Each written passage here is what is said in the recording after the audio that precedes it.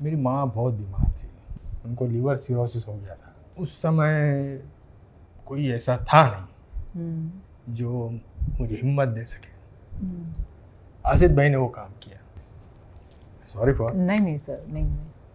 और अभी थोड़े ऐसे रूमर्स भी आ रहे कि वो शायद शो में कम बैक करने वाले हैं, क्योंकि उन्होंने एक वीडियो डाला था और उन्होंने कहा कि मेरी बहुत बड़ी मनोकामना पूरी हो गई है। 17-18 साल तक काम करना, एक्टर्स के बीच में केमिस्ट्री रखना and then making sure there is no ego coming in between so that the work flow can go very easily. Specially I wanted to know because आपके और जेठालाल के भी काफी सारे सीन्स हैं। आज भी शो को बहुत प्यार मिल रहा है, but there are certain fans who always say that we miss old Tarak Mehta. बहुत पहले, आई थिंक 3-4 साल पहले ऐसे अफवाहें भी उड़ी थी जिस पर आपने रिएक्ट भी किया था कि आपकी और उनकी शादी हो रही है, ऐसे कुछ आपने रिएक्ट भी किया था, शादी हो रही है। कभी हमने अफवाह में ये भी सुना था कि इनिशियली मुनमुन को थोड़ा टाइम लगा था कंफर्टेबल होने में आपके साथ। उनकी और मेरी शादी नहीं होने वाली है। नहीं हो रही है, जो वो अफवाह है वो। हेलो, नमस्कार, वणक्कम, मैं हूँ तनुज महाशब्दे और आप मुझे देख रहे हैं फिल्मी बीट पर। All the best. Hello all, this is Kinnari Singh. Welcome to Filmy Beat in conversation with Tanuj sir, जिन्हें हम 18 साल से बहुत ही बखूबी से अय्यर का किरदार निभाते हुए देख रहे हैं। तो सर, सबसे पहले तो फिल्मी बीट में आपका बहुत बहुत स्वागत है। Thank you so much. नंदरी।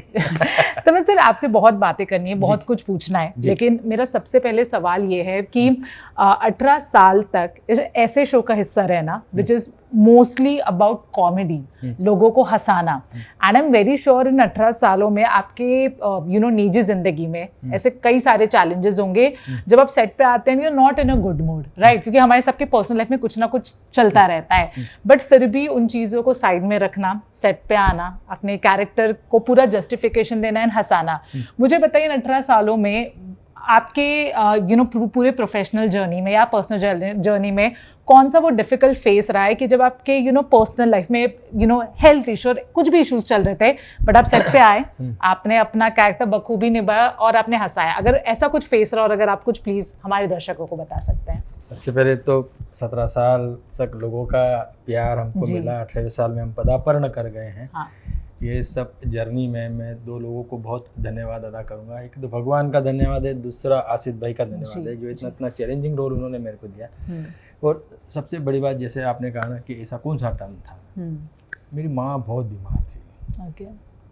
उनको लीवर सिरोसिस हो गया था। तो उस समय कोई ऐसा था नहीं जो मुझे हिम्मत दे सके। आसिफ भाई ने वो काम किया। और हालांकि वो चले गए, उनका निधन हो गया, लेकिन उसके बाद मतलब वो पीरियड में जब मैं यहाँ आता था तो मुझे पूरे यूनिट ने, मतलब मुझे खासकर आसिफ भाई हमेशा मैं फ़ोन पर रहते थे, कैसा है, क्या बोल रहे हैं डॉक्टर। उस समय जो हिम्मत दी और मैं जो काम करता था, तो मैं एक टाइम पे भूल ही गया था कि मेरे साथ कोई इतना ये चल रहा है, मैं इतने बड़े भगवान के साथ मैं लड़ रहा हूँ। पूरी कोशिश हो गई थी, लेकिन वो होना था उस समय। वो पीरियड चल रहा था तब, और उसके बाद उनके जाने के बाद जब मैं सेट पर आया तो जो माहौल मेरे लिए इतना फ्री कर दिया था उन्होंने, बाकी की यूनिट ने, सबका धन्यवाद है उसके लिए। और मैं अपना काम करने में कामयाब रहा। तो मेरे लिए बड़ा डिफ़िकल्ट हो गया था वो मोमेंट, बड़ी डिफ़िकल्ट हो गई थी। सॉरी फॉर नहीं सर, नहीं। तो उसके लिए मैं आसिफ भाई का कृतज्ञ हूँ। जी। उन्होंने समय समय पे मेरे से बात कर रहे थे और एडजस्ट भी कर रहे थे कि तनुज का जल्दी शूटिंग हो, उसको जाना है। मेरे को कि मुझे इमीडिएट इंदौर जाना होता, 3-4 दिन बाद वापस शूट पे आना होता था। तो उन्होंने इस समय मुझे बहुत सपोर्ट किया। और इतने मतलब ऐसे पीरियड में लोगों के सामने एकदम अच्छे से, हमारे जीवन में कुछ ऐसा कुछ गलत चल नहीं रहा है, और लोगों को हंसाने में उस समय मेरी स्टोरी चल रही थी। और वो स्टोरी भी काफ़ी कामयाब रही वो समय। तो ये मोमेंट मैं ज़िंदगी में कभी भूल नहीं सकता कि आसिफ भाई ने जो कमाल का काम किया है, सब लोगों के मिलाकर सबको ऊपर से ही बोले कि तनुज को हंसा हो, उसको साथ में लेके ये करो, उसको हिम्मत दो। Thanks to all of. जी जी, you know I think Asif ji की खास बात रही कि जैसे आपने बोला कि आपकी मुश्किल वक्त में वो थे आपके साथ। खैर आप तो अभी कोई होता नहीं जी, है। जी जी जी, आप इंडस्ट्री में देख लीजिए, कोई प्रोड्यूसर नहीं को होता लेना देना नहीं होता है। हाँ, भाई तू यहाँ काम कर घर जा, मेरे को नहीं मालूम, ऐसा है, देखा है मैंने। ये बंदा कुछ अलग है। जी नहीं, जैसे कि मैं कह रही थी कि आप तो उनके शो का हिस्सा है और जैसे आपने उन्हें बताया कि यू नो कि वो थे आपके साथ में जितना उनसे बन पाया। एक एक्टर जो उनके शो का हिस्सा नहीं भी हैं जैसे गुरुचरण, और जब उनका अभी हाल ही में जो भी उनके साथ हुआ तब आसिफ जी ने बताया कि कैसे यू नो उन्होंने उनको कॉल करके बोला कि मैं हूँ आपके साथ, आप भले मेरे शो का हिस्सा है नहीं है, that's a different thing, but मैं हूँ यू नो आपके साथ। मुझे बताइए कि यू नो, और अभी थोड़े ऐसे यू नो रूमर्स भी आ रहे कि वो शायद शो में कम बैक करने वाले हैं क्योंकि उन्होंने एक वीडियो डाला था और उन्होंने कहा कि मेरी बहुत बड़ी मनोकामना पूरी हो गई है। और प्लस रिसेंटली आसिफ जी का इंटरव्यू भी आया कि मैं उसके साथ हूँ, उसके हर सुख दुख में। तो as an actor you know कुछ अगर आपको इसके बारे में पता है या अभी तक तो कोई ऐसी जानकारी मेरे साथ तो नहीं है। जी जी, मालूम पड़ जाता, लेकिन कुछ है नहीं जानकारी ऐसी मुझे। अच्छा ओके। मेरा दूसरा सवाल ये है आपसे कि यू नो 18 साल एक कैरेक्टर को निभाना, एंड डेफिनेटली एक टाइम पे होता है क्योंकि आप एक ही किरदार निभा रहे हो तो कभी कोई बहुत मोनोटोनस भी हो जाता है कि यू नो क्या नया करे, क्या ये करे। ऐसे में आपने आई थिंक एक इंटरव्यू में कहा भी था कि शायद दिलीप सर वो आपकी यू नो मदद उन्होंने की, आसिफ सर ने मदद की, दिलीप सर ने मदद की है। तो मुझे ये बताइए इनके अलावा कोई एक ऐसा और एक्टर जिन्होंने यू नो बहुत ज़्यादा मदद की और कोई एक ऐसा सीन आपको याद है जो आपका पर्सनल फेवरेट है एज अय्यर? देखिए अभी जैसे पूरे यूनिट में तो सभी लोग एक दूसरे के लिए हेल्प करते हैं। कुछ अगर जो ऊपर नीचे लाइंस में भी होता है तो एक दूसरे को बताते भी हैं, जी है ना। हम लोगों में मतलब आसिफ भाई तो एक अच्छा ड्राफ्ट भेजते ही यहाँ पर है और वो मतलब हम लोगों को फ्री भी छोड़ते हैं कि और आपको क्या आउटपुट दे सकते हैं आप, वो आप भी दे सकते थे। एक्टर उसमें आउटपुट भी देता है बहुत से। मेरी तो बहुत सारा प्रॉब्लम था जो होता भी है तो कभी कभी मंदार सर भी मेरी हेल्प करते हैं, सोनालिका मैडम हेल्प करती हैं, उसके बाद में दिलीप सर भी हेल्प करते हैं। तो एक दूसरे को साथ मिलकर हम आगे बढ़ जाते हैं और एक अच्छा सीन बन जाता है। राइट। सर मुझे याद है जब बहुत एक स्टार्टिंग में दिलीप सर ने ये इंटरव्यू दिया था कि जब उन्हें तारक मेहता ऑफर हुआ था तो आसिफ सर ने उन्हें दोनों रोल ऑफर किए थे, चंपक चाचा का भी एंड ऑफ कोर्स जेठालाल का भी, and of course then you know बातें हुई एंड उन्होंने जेठालाल का किरदार चुना।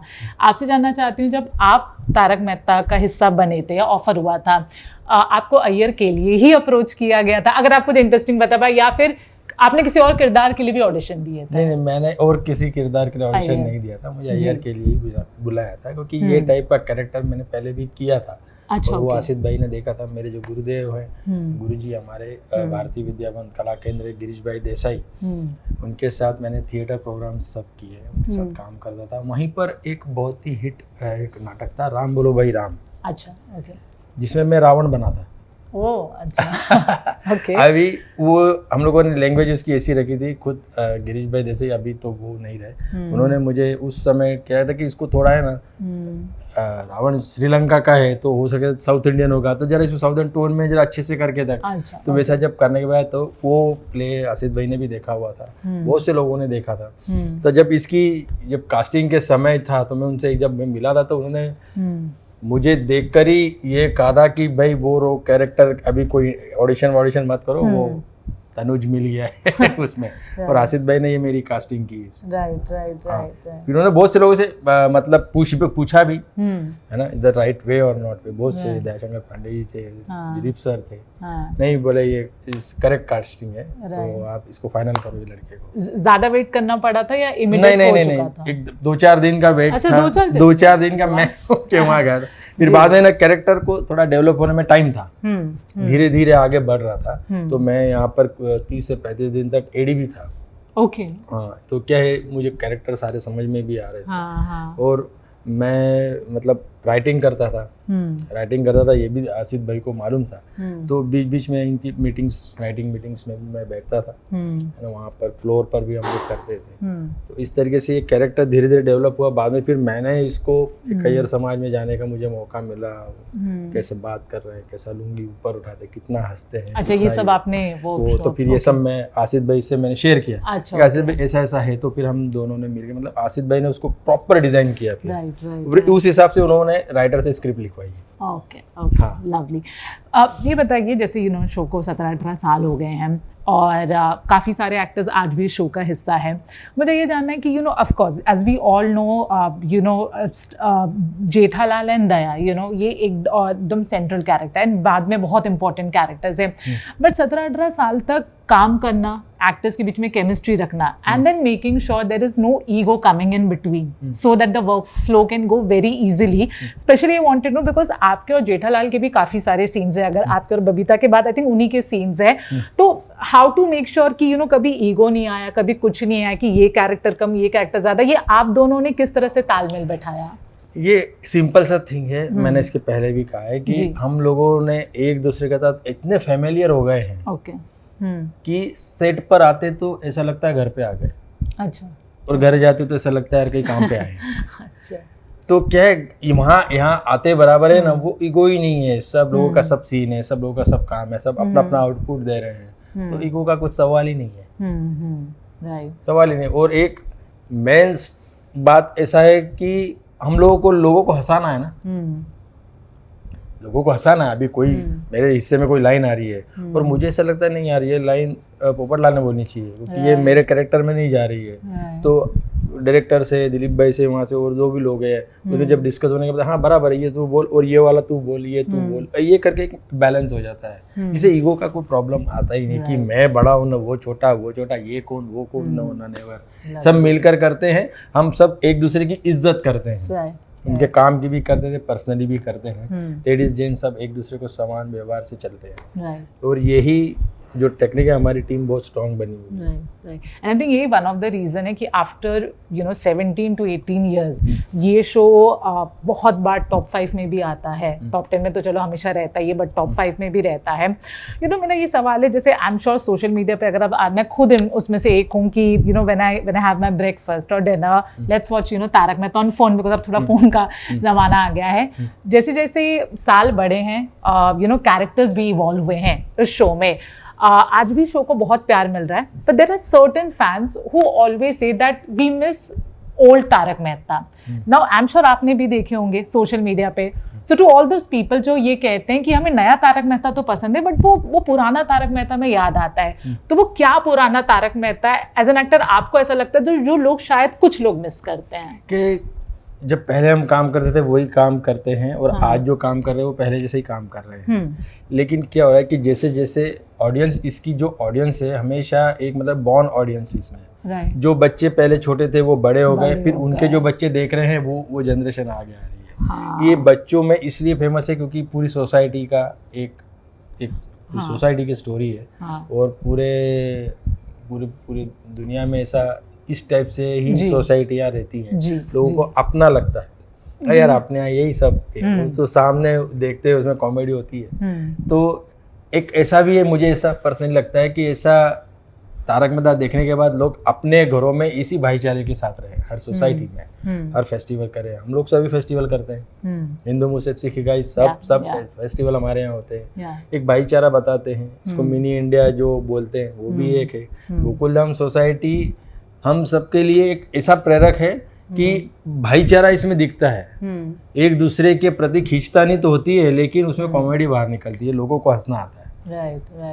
पुराने एपिसोड में मैं कुछ ज्यादा हो गया था, अभी वो सेटल होता है और अच्छा होता है, हालांकि बात बराबर है लोग पुराने, लेकिन अभी आज के जो एपिसोड चल रहे हैं 5 साल बाद यही एपिसोड उन लोगों को अच्छे लगेंगे, अरे यार पुराना अच्छा है, 5 साल पहले का तो बहुत अच्छा था, अभी भी अच्छा, तो वो वैसा हो रहा है, वो वैसा हो रहा है क्योंकि ऑडियंस आ रही है, ग्रो अप कर रही है ना। एक ऑडियंस जिसने 5 साल में चालू किया था, अभी वो 25 साल का, अभी 18 साल मतलब 22-23 साल का होगा था, लेकिन जो छोटा है, जो अभी 7-8 साल का है, वो यही सीरियल बड़े चाव से देखता है, बहुत पसंद करता है, तो ग्रो अप रही है हमारी ऑडियंस, आती जाती है, आ रही है, और जो बड़े लोग होते हैं उनके जो उन्होंने बचपन में देखा है वो रिपीट देखते हैं, जैसे कि हम जी।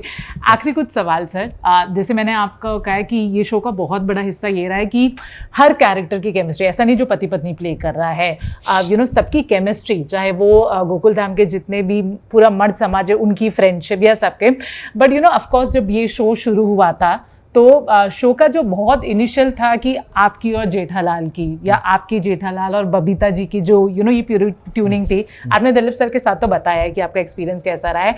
मुनमुन के साथ सर कुछ बताइए, बिकॉज वो उतने इंटरव्यूज देते नहीं हैं, तो आप ही मुझे बताइए उनके साथ काम करने का एक्सपीरियंस कैसा रहा। क्योंकि अगर मैं गलत नहीं हूँ तो आई थिंक बहुत पहले, आई थिंक 3-4 साल पहले ऐसे अफवाहें भी उड़ी थी जिस पर आपने रिएक्ट भी किया था कि आपकी और उनकी शादी हो रही है, ऐसे कुछ आपने रिएक्ट भी किया था, शादी हो रही है।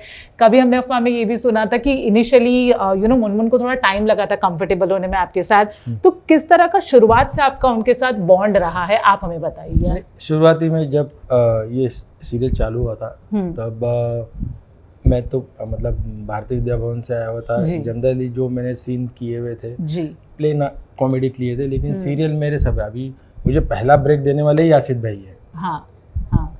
पहले मुझे ये दुनिया रंगीन में सबसे पहले आसिफ भाई ने खास कर मेरा पहला कैमरा फेसिंग आसिफ भाई के थ्रू ही है। अच्छा। उसके बाद उन्होंने उनके जितने भी सीरियल है सब में मुझे कुछ ना कुछ कैमियो कराया ही है। कोई ये कैरेक्टर वो कैरेक्टर ये सब किया ही है मैंने उनके साथ में।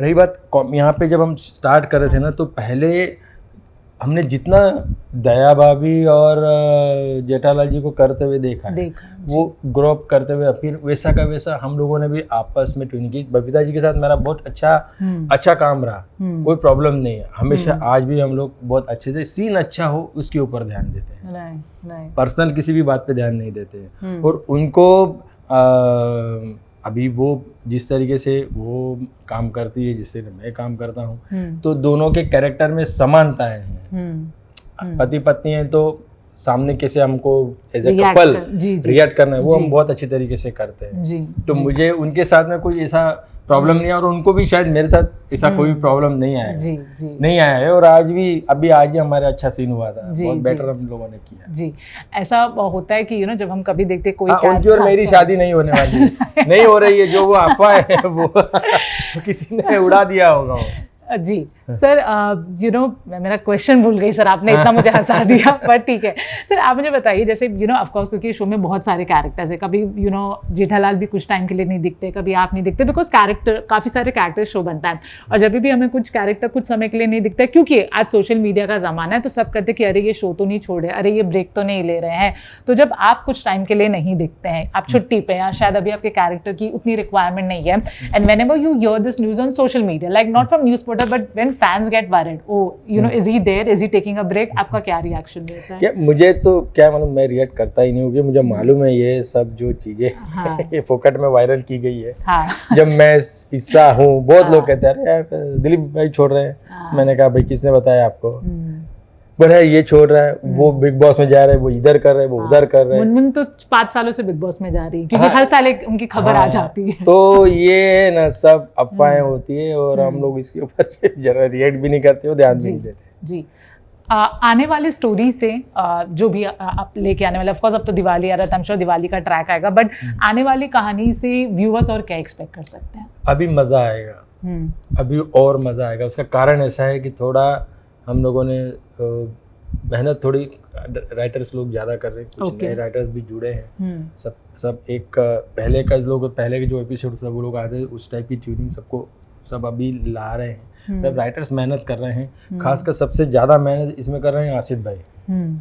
आसिफ भाई की राइटर लोगों के साथ में बहुत लंबी लंबी मीटिंग्स होती है, रात को वो दिन रात देखते नहीं है, जूम पे इधर उधर उस पे लगे रहते हैं कि कैरेक्टर उनका सीरियल एक ग्रो अप करे और अच्छी तरीके से ग्रो अप करे। अभी वो हो रहा है, तो अभी लोगों को और पहले से डबल मजा आएगा, इतना मैं गारंटी से कह सकता हूँ। राइट, ठीक है सर। इसी बात पे दिवाली आने वाली है। तारक मेहता की दिवाली तो हमेशा रंगीन होती है, ड्रामा व्रामा सब भरपूर होता है। आपकी दिवाली कैसे होने वाली है? मैं छुट्टी है कि नहीं सर, ये बताइए। छुट्टी है ना, दिवाली की छुट्टी है। मैं इंदौर जाऊंगा अपने पिताजी के पास में जी, तो वहाँ पर मेरा दिवाली सेलिब्रेशन होगा। 2-3 दिन के बाद वापस।